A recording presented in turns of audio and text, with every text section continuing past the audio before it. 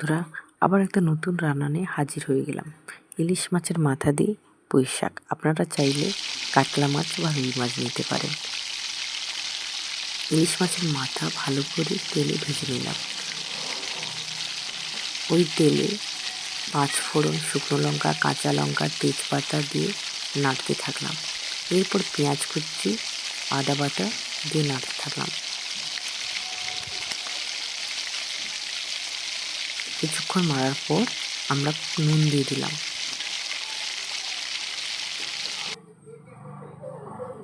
এরপর কেটে রাখা আলু, বেগুন, ঝিঙ্গে, পটল দিয়ে নাড়তে থাকলাম। অনেকেই কুমড়ো দেয়, আমার ভালো লাগে না তাই দিলাম না, আপনারা চাইলে দিতে পারেন।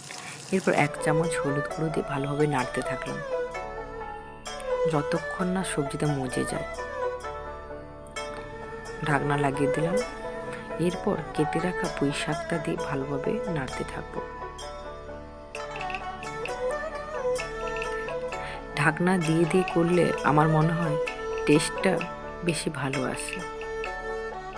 এরপর 1/2 চামচ জিরে গুঁড়ো দিয়ে দিলাম, দিয়ে ভালোভাবে নাড়তে থাকলাম।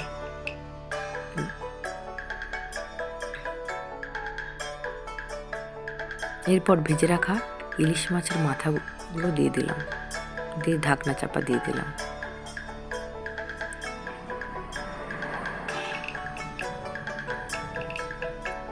এরপর পরিমাণ মতো নুন দিয়ে দিলাম, দিয়ে সবজিগুলোকে নাড়তে থাকলাম।